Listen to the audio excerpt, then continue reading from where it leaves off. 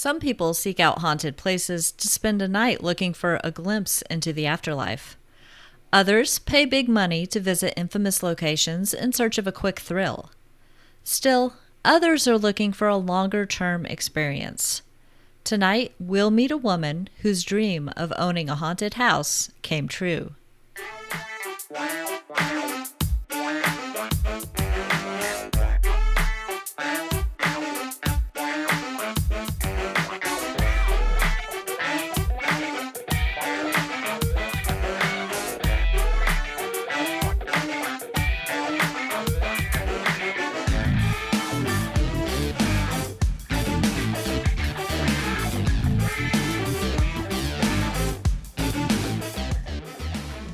Welcome to the Peep Podcast. I'm your host, Nicolle, and on this episode, I'll introduce you to Jill Shelley. Jill has been a paranormal investigator for over 10 years. She founded a group called St. Croix Paranormal in Stillwater, Minnesota. The group has traveled all over the country to well-known haunted locations. They've also investigated many local businesses and private homes in their area. They produce their own local cable show called Paranormal Patrol, and their team was once featured on the biography channel show called My Ghost Story. Jill's dream was to purchase her own haunted location, and she was able to fulfill that dream last year when she purchased a haunted house that is very active in Boyd, Minnesota. She currently allows other teams to go in and investigate that house, and I'll let her tell you about the experiences she and other investigators have had there. Let's dive in with Jill. Hi, Jill. How are you doing tonight? Good. How are you? I'm doing great. Thank you so much for joining me. I am so excited to hear about your paranormal investigation experience and about the Boyd House. So just to get started, would you tell us about what started you on your journey into paranormal investigations? Well, I kind of always been fascinated by the weird, spooky stuff as a kid, so I was kind of oddbally. But I do remember my first experience at my grandmother's house. There was a room upstairs that a lot of us hated. A lot of us cousins, we just kind of avoided that room. You just kind of felt like somebody didn't want you in there, that kind of situation. And one particular night, it was myself sleeping upstairs, and then my parents were sleeping in a different room that I could hear them snoring away. So all of a sudden, I kind of woke up in the middle of the night, and I heard fun footsteps coming out of that, what we call the north room. And then it stopped in front of my door. And so then you kind of felt like something was like staring right through you, almost like with like X-ray vision. It was just very intense, but I was younger, so I'm going to say maybe between 7 and 8 years old. I'm not exactly sure. So I was pretty terrified. So I wasn't going to turn around. But then I kind of heard it kind of turn around, like give a sigh, turn around and walk back into the room. You heard like the shoes go back into the room. And I was like, whole time you can hear my parents snoring away. So, they're not up. My grandma sleeps downstairs, so that's not her. So I'm just like kind of freaked out. I just kind of threw the blanks over my head. Eventually, as a kid, fell back to sleep. Mentioned it in the morning. Parents were, nope, we never got up. My grandmother, who is very religious, I respected her a lot. And she said, oh my gosh, honey, that's just a ghost and he's not going to hurt you. And I was like, whoa, wait a minute. Why, grandma, really? Whoa, is she saying this? This is awesome. So then I kind of got hooked on that, kind of wanted to know a little bit more about them. Like, what is the deal? What's going on? So just doing a lot of research, back in the day, just going to the library, watch any, documentaries, that type of thing. And then with the advent of the television shows coming out, you were like, oh my gosh, you can actually go investigate. I didn't know this was a possibility. And so that kind of sprung me forward to creating my own team, St. Croix Paranormal. And we've kind of been on quite a few journeys since then. The St. Croix Paranormal came about just because we were kind of home based out of the Stillwater, Minnesota, which is right on the St. Croix River. Okay. I've actually been to Stillwater. I lived in St. Paul for 2 years. Oh, okay. And every once in a while, I'd go over to Stillwater when I'd have a day off, like in the middle of the week, and just poke around in the antique stores and check things out. Yeah, it's a pretty cool town. A lot of hauntings. Been if anybody has let us in to any of the buildings down there, we have done them. So we've probably done probably like 5 different buildings in downtown Stillwater. There was a I went into it was a two-story antique shop that used to be I guess a lumber mill or something. It was big, it was huge. Hmm. And I'm sensitive, and I was walking around, and it was like the middle of the week, like Wednesday morning at 11 o'clock, and there was nobody else there except this one other lady. And she and I, it was pretty obvious, when there's only one other person there, you're pretty sure where they are, and you can kind of look over and see them. And then there was a girl that was working there, and I was walking around. I had kind of shut down my sensitive abilities because I went back to school for a science degree, and then I got my first job up there, and I had kind of like put my walls up and ignored everything for the longest time. And I just kept feeling like somebody was following me, and I'd look around, and the other lady and the worker they'd both be far away, and I'm like, it must just be the old energy from all the antiques. And I, I would hear footsteps nearby, and I'd think, oh, she must be up here with me, the other shopper. And I'd look around, she wasn't there, and she left. And I still felt like there was somebody, and I got the sensation of a man like looking over my right shoulder several times. And I would turn around and there'd be nobody there. So I was about to leave, and something shiny caught my eye down near the door, and I stopped to look at it, and just out of nowhere, the person that was working there, she blurted out, "Do you know we have a ghost?" And I said, "No kidding." I said, "Tell me about it." I didn't say yes. I was just like, "No kidding." She said, "Well, he only comes out after we close. So he's only out after 5." And I'm thinking, "No, honey."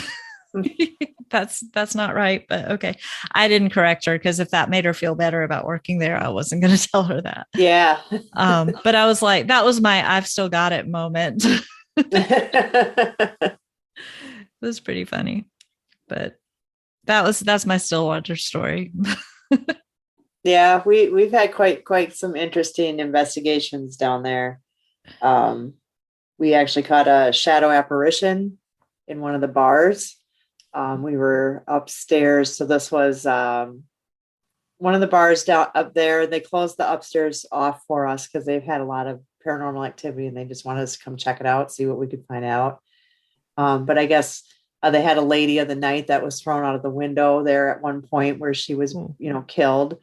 And then a couple of the historic people from downtown Stillwater, and without it's been so long, I can't remember who it was at this point, but so they were one of the bar owners. But when we were there, we were upstairs, and we had heard audible woman's voice at one point, and then we also were getting ready to run a spirit box session, and all of a sudden it got ice cold, like super, like so cold. And then like I got the goosebumps really bad, and wasn't really putting two and two together.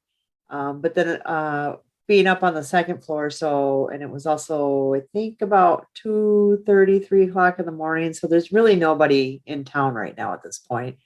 So all of a sudden we saw like this shadow figure go across the windows, like almost like in black, like it had almost like a cloak on in a way, but it also moved like strobe motiony. Like it was like the oddest, weirdest thing I've ever seen. And we actually caught it on film as well. So that was pretty cool. Wow. But yeah, it was just, I kind of looked at Krista and I'm like, did you just see what I just saw? She's like, I did just see that. So that was like the weirdest thing that we had there. And then we had another place in Stillwater we went. It was like a dance studio, and they were having a lot of paranormal activity. And she's just was saying that, like, especially if the ladies stayed late, because sometimes they'd have little wine parties after the dance studio, and then things would really get like almost like they wanted them out. So they just wanted to make sure nothing was evil. So we went there, and we had quite a bit of interaction with our equipment was going off, like our REM bears. our REM pods, K2 meters. Like we had different things in each room that would go off. And then the weirdest thing was is it kind of quieted down. Things weren't really happening too much. And I just said, okay, it's getting late. I know you don't like people here after a certain hour. So if you could just do one great big thing, we'll just pack it up right now. We'll go home. And right after I said that, every single piece of equipment in every single room went off at the same time. Wow. And I was just like, well, now I don't want to go. But we had to pack it up, because we said we would do that. Yeah. But I think also what was really cool about that building too is somebody was watching. We put all our videos out on YouTube, and somebody was watching that video, and we had known back in the day that this particular dance studio used to be a hardware store back in the day. And we had asked that particular question, like, what was this? And on the spirit box, it said plain as day, the hardware store. But the lady contacted me because she said that was my grandpa. That was his voice.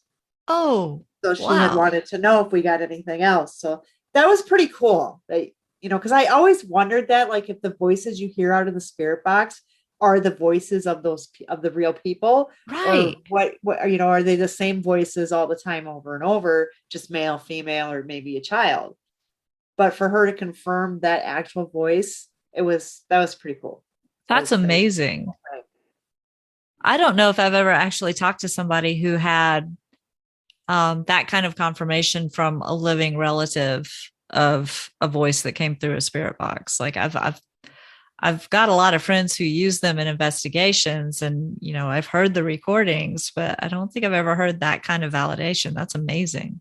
Yeah, it's one of my favorite pieces of equipment that I like to use when I investigate, just because it's just so, I don't know, the science behind it and the information I've gotten from it.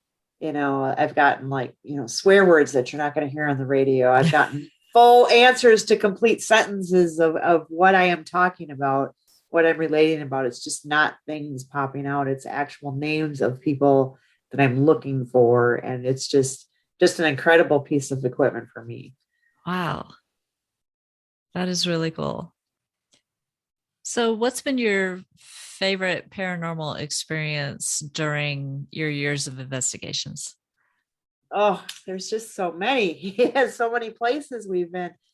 I guess it's hard to narrow down a favorite. I think I always will remember Valiska Axe Murder House. If people aren't familiar with that there were 8 people that were killed with an axe on the house, and they never found the killer, and 6 of them were children. So that was our first go-to real haunted location place that we investigated. We did private homes. We had done some local businesses, but we had never gone to one of these type of haunted locations. So I was pretty terrified, especially with the history of the house. I don't think I'll forget that, but I do remember an overwhelming sadness feeling upstairs in the room where the children were. Like I just started bawling, and came with sadness. But we did get a lot of interaction. We got the most incredible EVPs that night. Like they were class A, they were the children saying, I want to touch your things. We came in and we're like, is anybody here? And it's like, we're right here. We had the 2 kids. One said, you want to play? The other one's like, no way.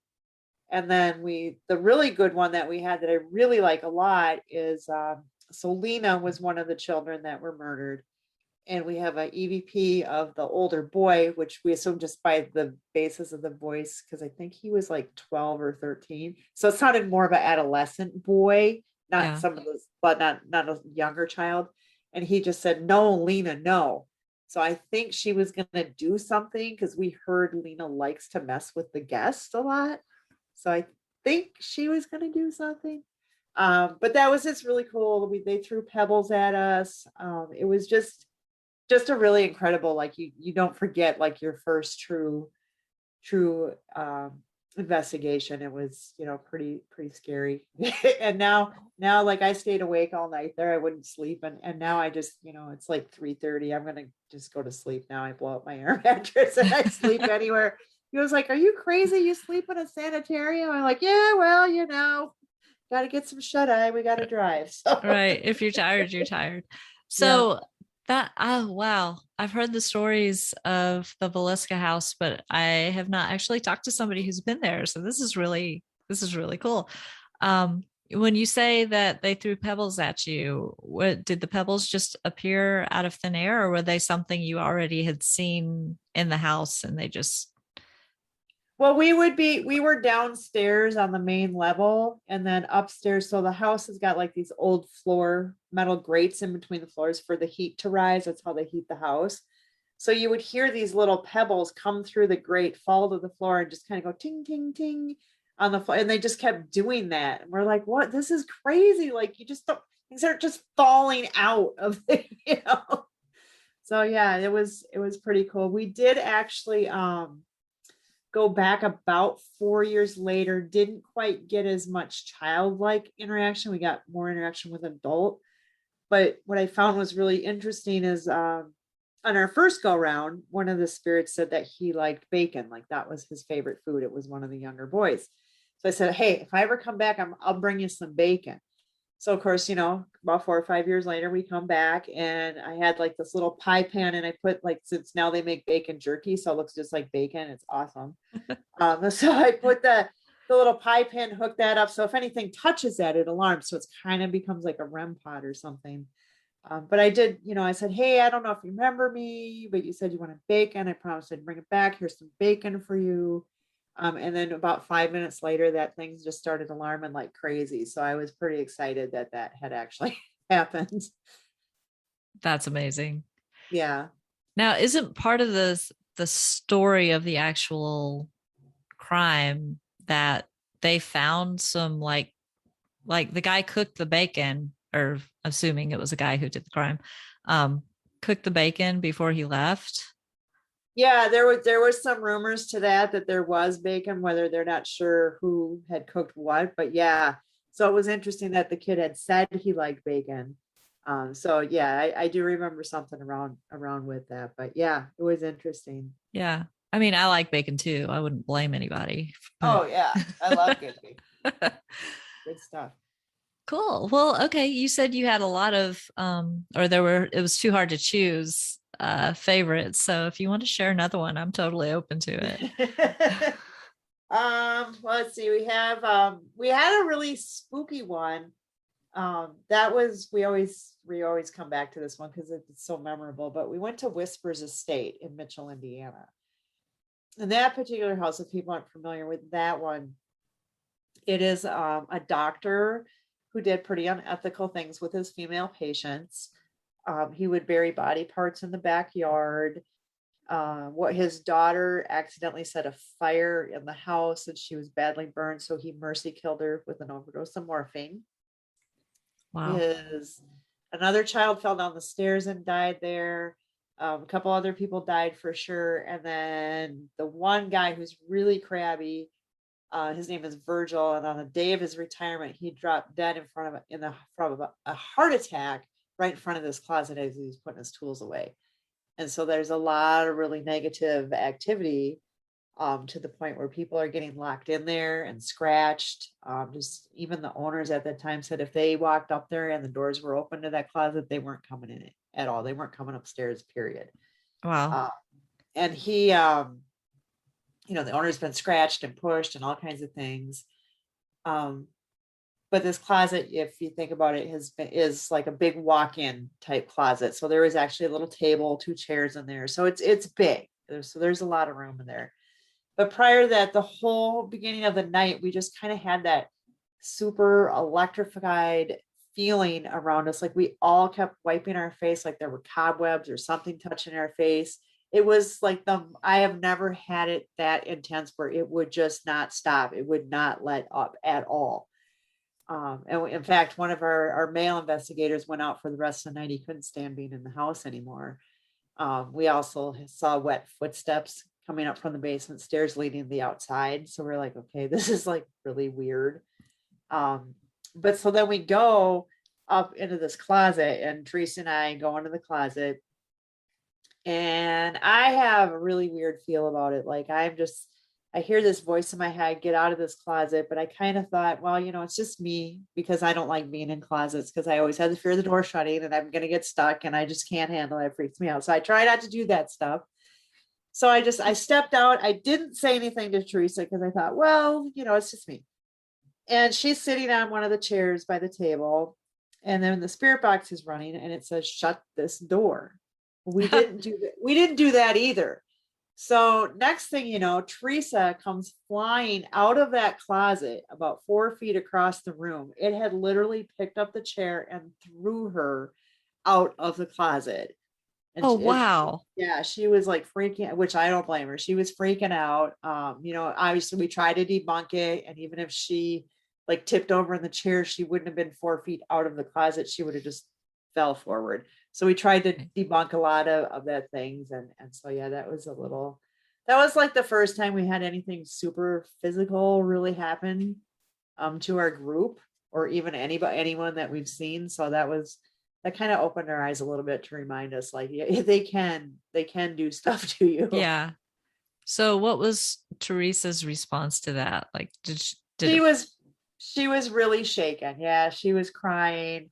Our other friend Steph, kind of shut the door, and she's like, you don't do this to our friends, and you don't do this to people, you stay in the closet, that kind of thing. And we did get Teresa back up there about an hour later, because we didn't make her go in the closet or anything, but we did get her back upstairs. But she never felt real comfortable. We did make a return visit about 4 or 5 years later again, because we were like, we vowed, oh, we're never going to Whispers, never again, no way, no way.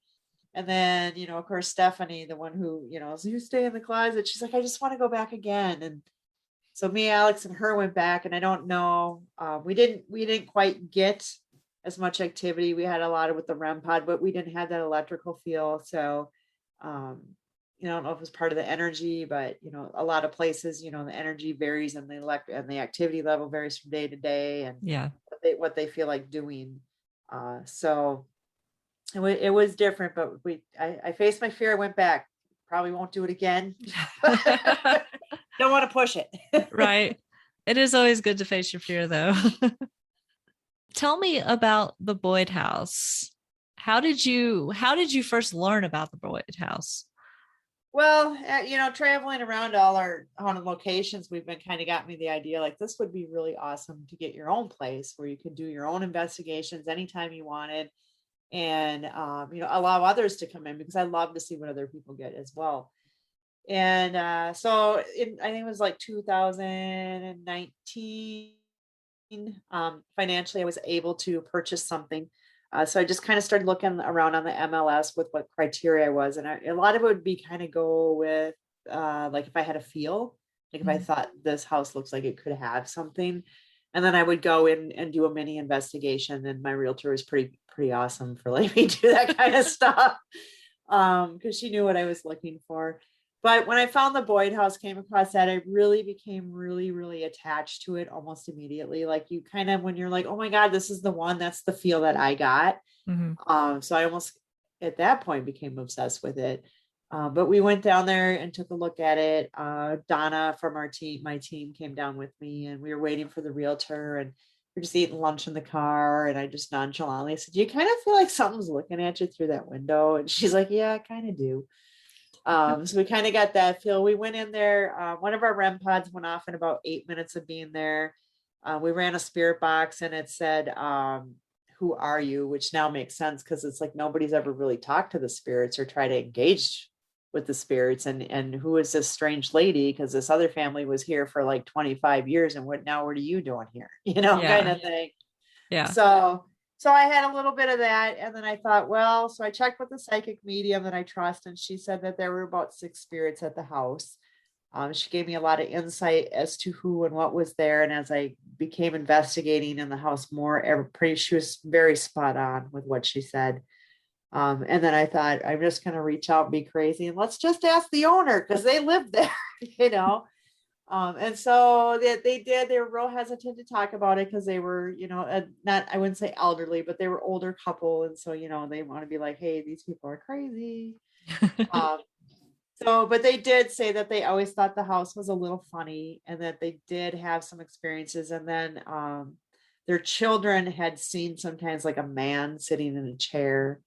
And then as I have reached out and spoke with the children that are now adults that grew up there, they tell me a lot more stories of things that they had seen and saw. Their friends would come forward because a lot, it's a small town, so a lot of them still are there. So they'll come forward as we're like working out in the yard, and they're like, "Hey, one time I slept over here and something like tugged on my shirt," stuff Yeah. like that. So you get the stories from that. So it's pretty cool. So it's got a long, huge history of spirits in there. Have you ever had one of the children investigate with you? Yes, they have been to the house. And actually the grandson of the owners, so the first owners of the house were Fred and Minnie Eckert, and they were very well respected business folks in town. So their grandson still lives in town, and I've actually had him over. He's not into the ghost thing or anything, but I kind of would have stuff running around like REM pods and voice recorders, really hoping I'd get something while he was there. Nothing happened, but I also wonder if the ghost didn't do it because they're like, this will freak him out kind of thing. Yeah. Um, so I do mention things um to them, and talking with their grandson, like he would tell me stories like you're not going to find in the book. Like he told me Minnie fell down the stairs one time and broke her arm. Well, I'm not going to find that anywhere. Right. And and then I was asking the spirit box, I'm like, hey, who fell down the stairs and broke their arm? And plain as day, it says Minnie. So it's, so it's like you kind of get that validation. And I think too, with having your own place, I get to know the spirits a little bit more. So I'm there more frequently. Mhm. Versus when we go to one of these haunted locations, we're there for however, like we might get 10 hours and you got 10 hours and that's all you get. Yeah. We're here, it's just over and over. And now they know who I am, they'll say my name. So it's kind of cool. We got a pretty cool relationship going. I just enjoy talking to That is so cool. them. And the benefit of being able to investigate whenever you want to the same place and getting to know the spirits' personalities is you can get those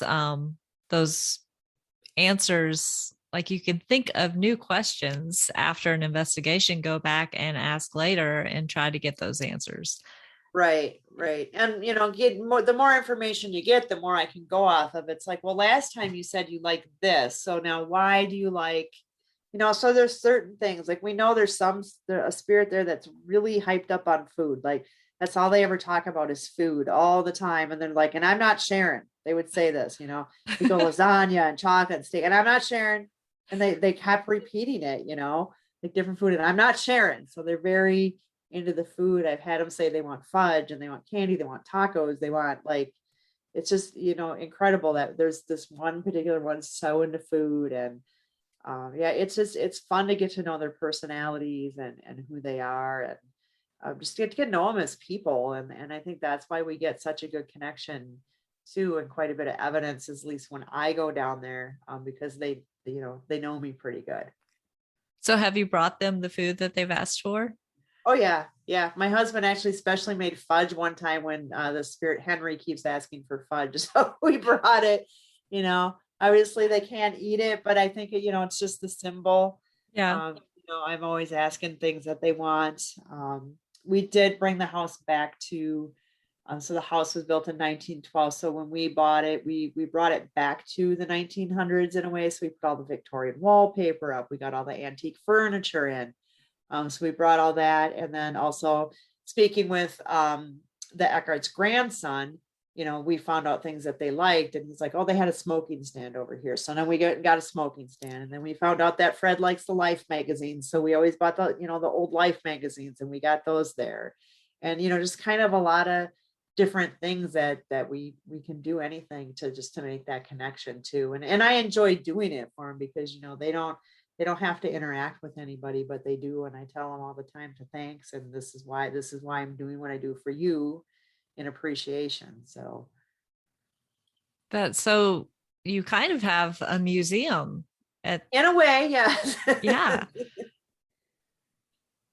Yeah, we actually have some Fred Eckert used to have these old gold coins that he would give out because he owned like a general dry goods store, kind of sold a little bit of hodgepodge of everything.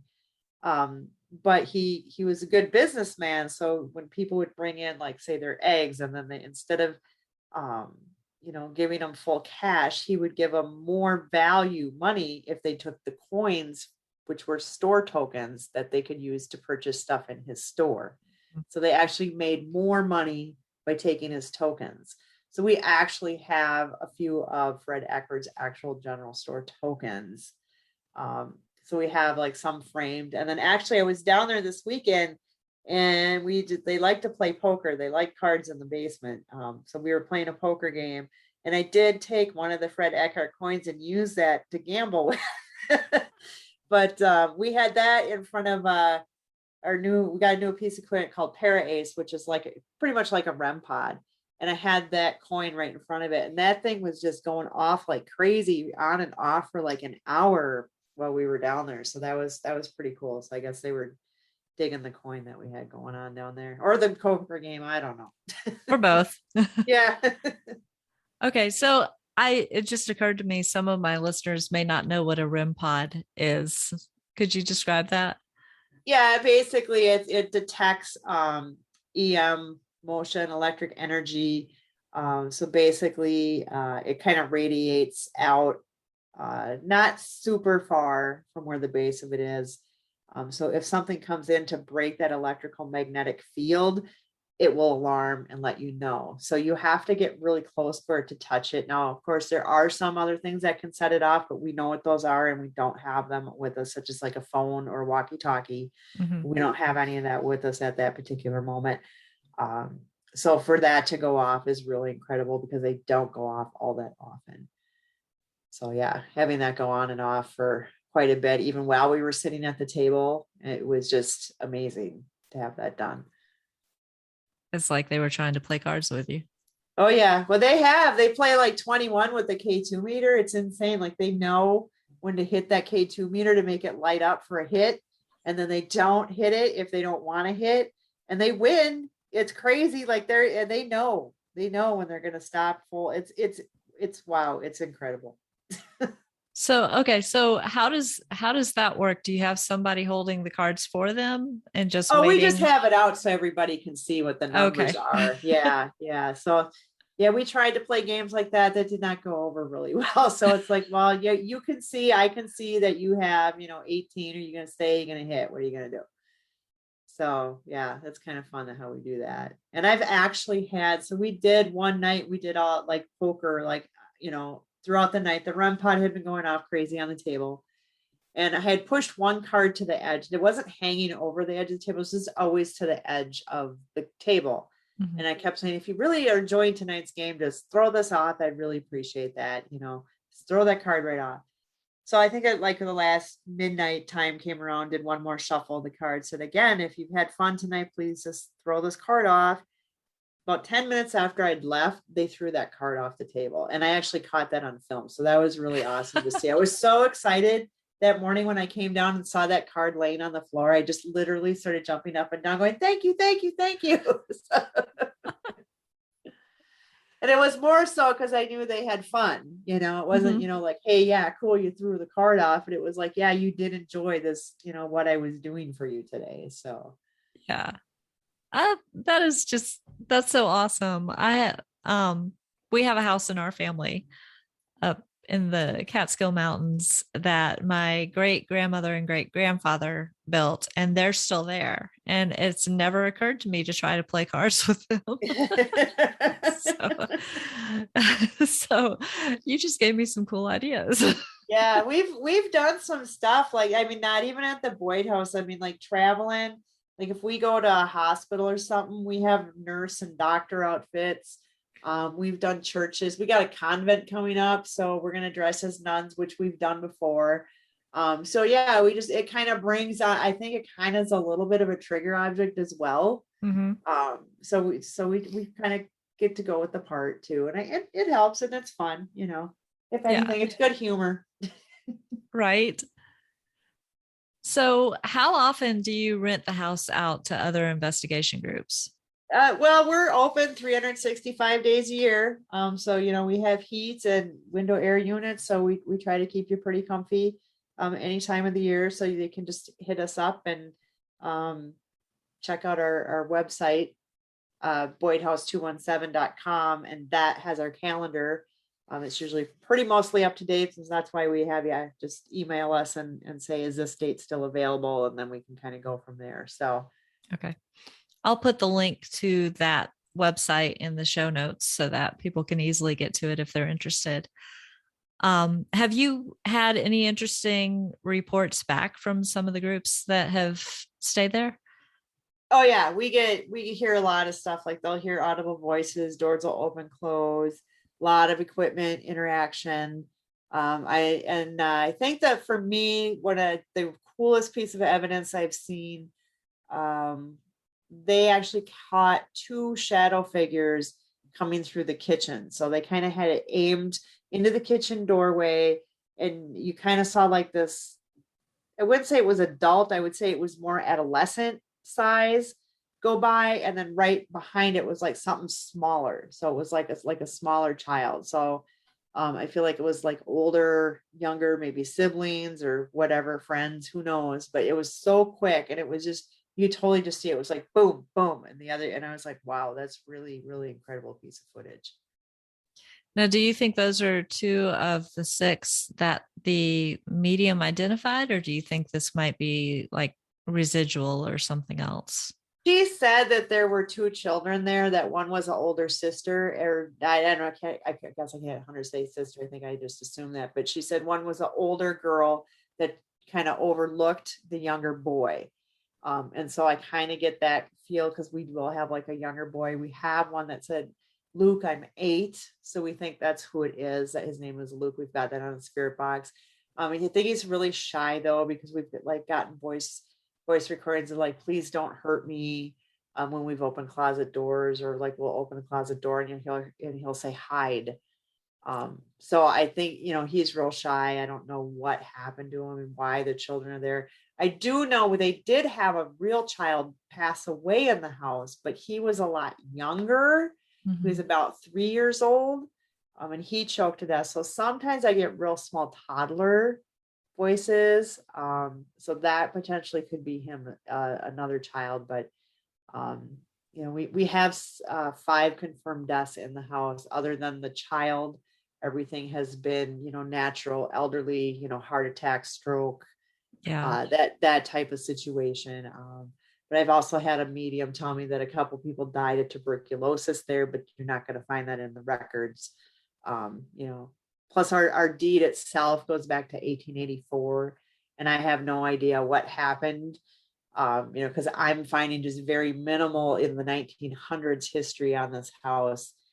So I'm not really hitting it up until 1912 to get some really good history of the house. And the town itself was also boarded up against the Sioux Dakota reservation line.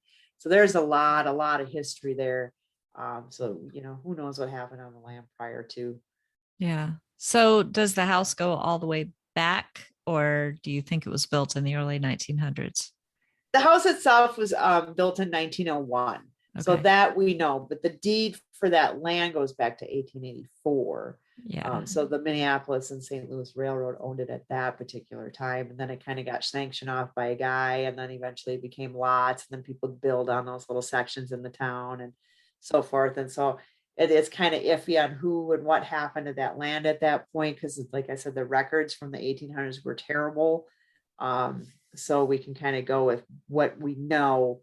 The town back in the day was like the old Wild West town. They had like restaurants and hotels and bars and all kind. It was just a huge town. They had like 500 people in town, which was a very big town back in the day. And now it's a dying town. There's not very many people, very little businesses left. Um, the Boyd house itself was one of the first houses right on the edge of town. It was across the street from the livery stable. And it was also the first one to have indoor plumbing in the house as well.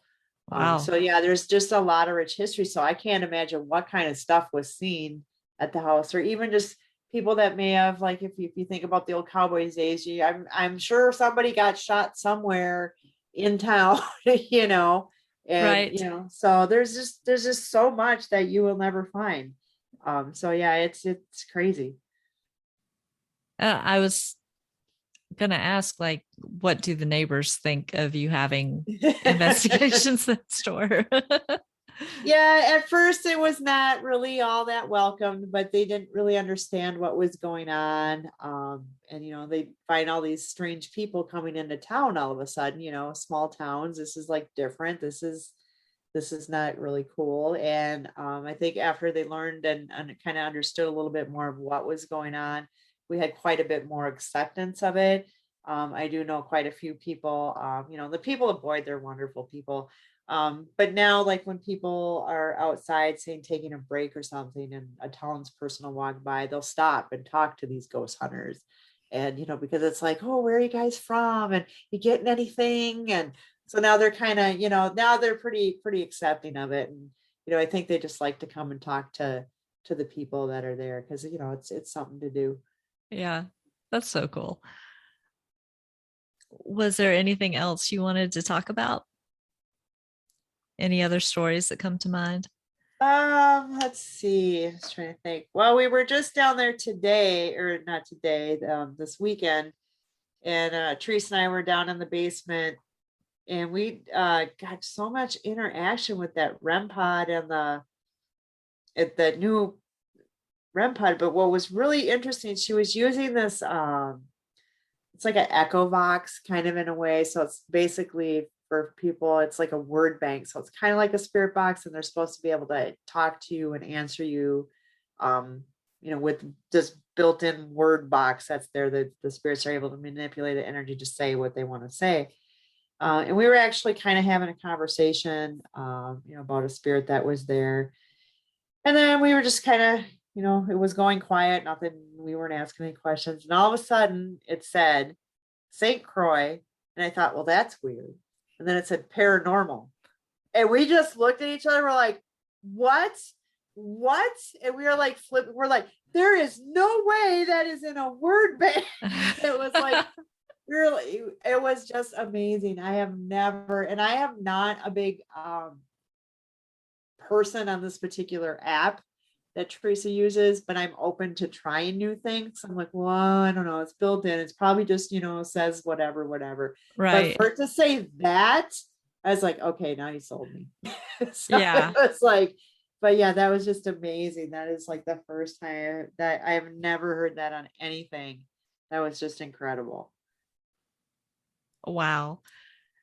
Yeah, because those apps, you can convince yourself easily because you don't know what goes into making them. I used to have Ghost Radar on my phone, uh Uh-huh. testing it out. I didn't take it that seriously, and a lot of times it didn't matter where we were, the same words would come up. So I was like, yeah, this one's crap. Like Kepler kept coming up. Didn't Yeah. matter where we were. We could be at a haunted library or the battleship North Carolina or a private residence. The same word kept coming up. I'm like, nah, I'm pretty sure there's a limited number of words we're going to get on this one. But yeah, so for an app to come up with something as random but validating as the name of your investigation group, that's pretty cool. Yeah, I was floored by that. So yeah. And I can't wait. Yeah, we just got back with this weekend with the footage, so I haven't gone through it, but I'm looking forward to sharing that with everyone. That is so awesome. I'm so glad that you reached out to me. Thank you so much. Yeah, thanks for having me. I appreciate it. And I will, like I said, put the link to the Boyd House in the website in the show notes. So, listeners, if you are interested in finding out more about doing an overnight investigation there, just click on that link and get in touch with Jill. Thanks again to Jill for sharing her stories, and thanks to you for listening. If you have an idea for a show topic or you'd like to share your own paranormal or spiritual experiences on the show, please use the contact form at peeppodcast.com to reach out to me. That's PEEP podcast.com. Remember, that stands for People Experiencing Everyday Paranormal. You can keep up with the show on its Facebook page, facebook.com/peeppodcast. We have a group linked from that page in case you're interested in joining the conversation. One thing to note about that group is that I only approve group members who answer the questions, and unfortunately, Facebook does not keep a list of people who'd be interested in being on the show. So, if you said yes to that question, please get in touch through the website. If you enjoy the podcast, please give it some rating love on your favorite podcast app, share it with friends, and subscribe so you don't miss an episode. Doing so will help the podcast be found by others. Special thanks to everyone who has given the show some love. It really means a lot to me. The Peep Podcast is 100% free to enjoy, but it's not free for me to create. So, like many other independent podcasters, I'll happily accept donations. If you're interested in supporting the show financially, you can buy me a coffee at buymeacoffee.com/Nicolle or join me on patreon.com/Nicolle. All donations will be received with humble gratitude. No matter how you support the show, listening, telling others about it, financial assistance, or any other way, I absolutely appreciate your being here. Thanks again for listening. Stay safe and be well. Wow.